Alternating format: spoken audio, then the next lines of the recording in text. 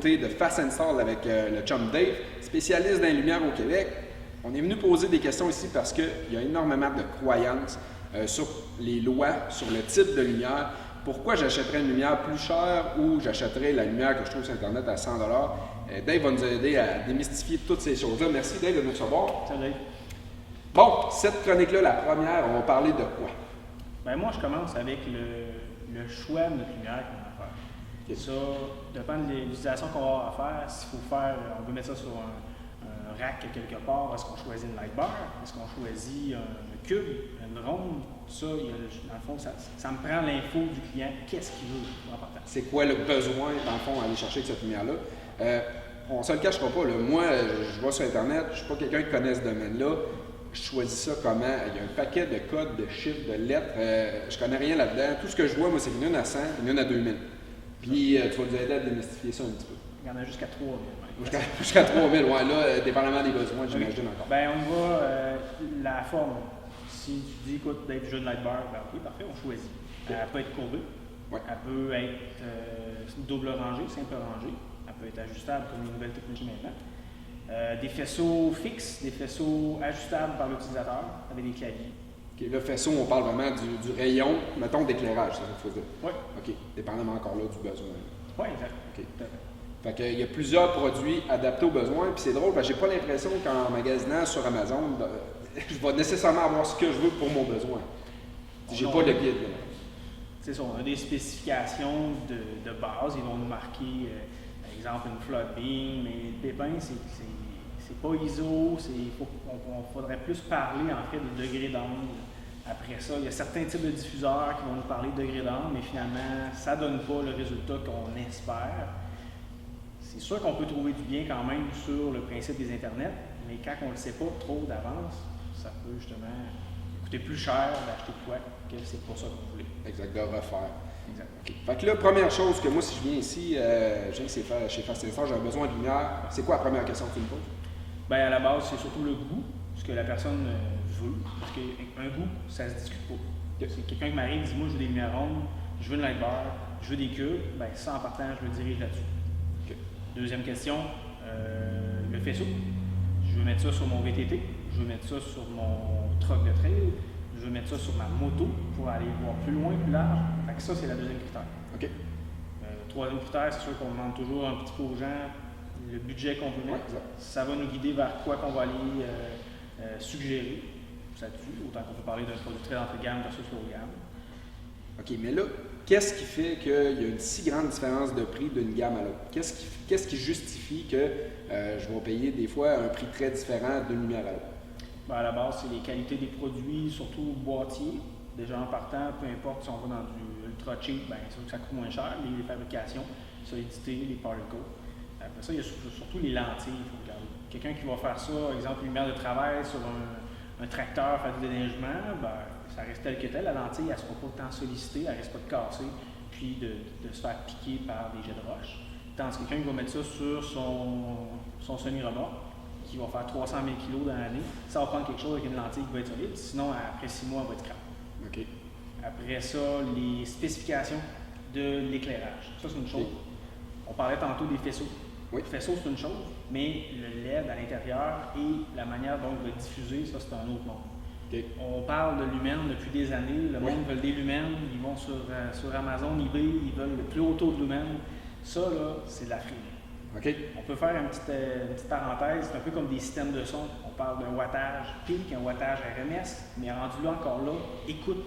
Si ça fait ton bonheur, le son que ça donne, c'est ça que ça te prend. Fait que tu n'as pas nécessairement besoin. C'est un peu comme on vendait beaucoup les appareils photo de cellulaire avant en disant que c'était 5.5 mégapixels. Peut-être que je ne me servirai jamais de cette qualité-là.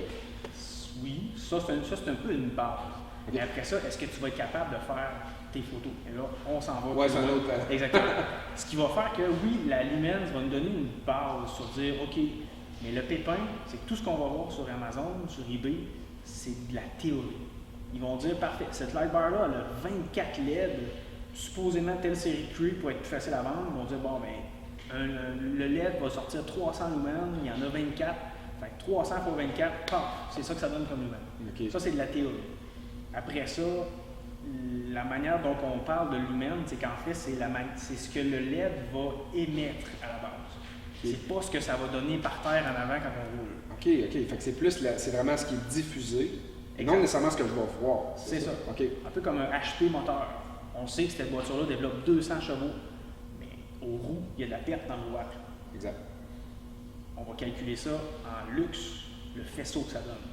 Qui est à l'extérieur du boîtier. Exact. Un coup qu'on a traversé la lentille, Exact. on a traversé la vitre. On allume la light bar. En fait, ça, c'est des tests assez spécifiques et très poussés, qui fait qu'il n'y a aucune chinoiserie qui va nous donner de spécifications en luxe.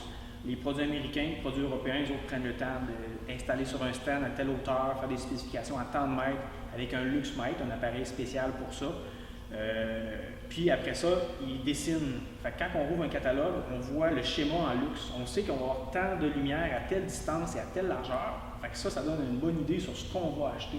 Même si on peut pas, si on y va par catalogue ou si on l'a dans nos mains, ben on va savoir, même si elle n'allume pas, qu'est-ce qu'elle va nous donner comme rendre. Okay. Donc, ça, c'est du luxe. Donc, quand je vois luxe, déjà, c'est un bon point partant. On va dire qu'elle a été testée ISO, elle a été testée comme les autres lumières. Ouais. J'ai quelque chose de véridique et de testé et non de environ, comme on peut pas mieux ça. C'est ça. C'est pas du marketing, du luxe. C'est une prise de mesure. C'est les vrais chiffres de. Exact. Good. OK, fait qu'on parle de faisceau, on parle de luxe. Quoi d'autre? Étanchéité, l'eau, tout ça, est-ce qu'il y a des gammes là-dedans aussi? Oui, dans une petite parenthèse aussi, tantôt on parlait des boîtiers. Oui. On a les normes, la norme IP qu'on entend parler souvent, du IP65, IP67, IP69K. Chaque produit, justement, va faire que pour certaines utilisations, on est mieux d'aller avec un produit qui va être plus résistant. Faire un petit briefing vite, on parle dans le fond, les IP, en fait, ça commence quand même assez bas, dans les 50 de mémoire, qui fait que ça va être résistant à une pression d'air, après ça va être résistant à un environnement humide. Mais dans ce qu'on voit plus dans le système, dans le fond, d'éclairage route à route, ça va être à partir des IP65. IP65, c'est résistant justement à la pluie. Ce qui veut dire que si on laisse la lumière dehors, elle va être étanche, l'eau ne rentrera pas dedans, juste avec un jet d'eau ou une pluie. Après ça, on va aller, exemple, dans l'IP67. L'IP67, ben là, on va avoir, exemple, résistance pour ce qui est de l'immersion. Okay. Rendu à peu près à, je pense que c'est 1 mètre ou 2 mètres que la pression sous l'eau, exactement, va soutenir. Après ça, IP69K, là, on tombe jusqu'à immersion 10 mètres avec résistance produits corrosifs. Okay. Ça veut dire que le boîtier, le powder coat, si on met du calcium, de l'acide dessus, le powder coat va résister ainsi que la lentille. Fait que ça, c'est la norme K. Comme tu parlais tantôt, les troqueurs, ouais. Justement, ils sont dans l'eau, la slotch, le calcium. Fait que c'est peut-être quelque chose qui serait intéressant pour eux de vérifier, en fond. Oui. Pour la corrosion. Toujours en ayant des bons produits parce que les Amazones de notre monde vont nous marquer tout ce qu'on veut voir, mais finalement, le produit n'est pas approuvé, il n'a pas été testé par nous. OK, un peu comme un pneu d'hiver qui aurait le pictogramme. Oui, tout à fait. OK, donc il y a beaucoup de choses à vérifier, de spécifications. Tout dépendamment, on dit, des besoins de ce qu'on va faire avec. Mais là, les prix, on va parler des prix parce que je sais, je vais me faire poser la question, Dave. Qu'est-ce qui va différencier, j'aime pas dire cher, mais on va dire de qualité, d'un prix d'une lampe de qualité par rapport à, on nomme Amazon, je ne suis pas gêné de le nommer, il y a beaucoup de troubles avec Amazon, de services, en tout cas, on va en parler, mais qu'est-ce qui différencie, pourquoi je choisirais de payer plus cher pour un produit que l'autre? Bien, comme on a parlé tantôt, l'utilisation. C'est sûr que si on achète une barre à 60$ sur Amazon, versus on va dans l'autre gamme, exemple produit laser, bien, c'est sûr qu'il y en a une qui va durer beaucoup plus longtemps, il y en a une qui va pouvoir se faire vivre plus fort, puis on n'aura pas de problème. Fait que c'est important de choisir la bonne gamme qu'on va mettre sur le véhicule. C'est sûr que si pour mettre sur un petit VTT qui ne va pas vite, qui ne verra pas d'environnement spécial, puis qu'on ne veut pas mettre grand-chose comme budget, ça peut être une option. Mais après ça, le gars qui va mettre ça sur son buggy, puis il va aller shaker ça pas mal, à un moment donné, les LED vont finir en yeux de mascotte dans le fond parce qu'elles sont cassées dedans, ou s'il flippe une fois, la light bar elle explose en lumière. Bien, peut-être que lui, ça va y prendre de quoi de plus heavy duty, autant au niveau des attaches que du boîtier lui-même. Exact. C'est vraiment, là, dans le fond, on en a de toutes les gammes. On va parler du Amazon qui est l'entrée de gamme, en fait, on compare, mais on n'en vend pas.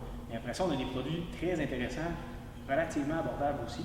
Mais après ça, moi, pour le client exigeant qui est dans des environnements fucked up, bien, c'est sûr que j'y vais dans mon gamme et je ne me casse pas la tête. si je ne peux pas y vendre une standard et faire croire que ça va t'offrir, ça c'est important. Oui, moi d'être honnête.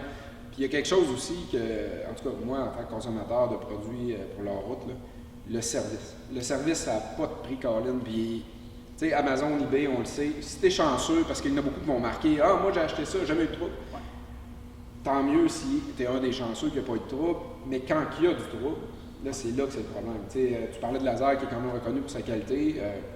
On a des représentants proches, on a ici, si on l'achète ici. Écoute, au moins, on a quelque chose pour nous aider si on a un problème. Tandis que le côté Amazon, oui, parfois ça peut faire son chanceux, mais il n'y a pas de service après. On entend souvent le fameux « Ah, moi je mets ça sur un Jeep, puis c'est pas grave, ça pète à 100$, je vais la changer. » Mais ça reste que d'acheter 4-5 lumières à un moment donné. Puis il y a une différence aussi entre l'acheter pour le look, comme plusieurs le font, et l'utilisation. Donc, ça fait un bon petit guide de premier achat pour si on veut se magasiner une lumière. C'est sûr que si on a des questions, le best c'est de venir chez Fast & Store, de demander à Dave. Sinon, les prochaines chroniques, parler des lois. Les fameuses lois là, au Québec. Écoute, là, c'est pas des oui-dire, on a la personne qui est renseignée là-dessus. On croise de plus en plus de véhicules, les lumières nous aveuglent de plus en plus. Des LED bars allumés sur le chemin, on en croise à l'infini. On va démystifier ça pour vous autres, pour savoir ce qui est légal, ce qui n'est pas légal. Est-ce que toutes les lumières qu'on achète sont nécessairement légales? On va tout régler ça dans la prochaine chronique, la gang. On partage, on like, on se revoit dans une chronique très prochainement.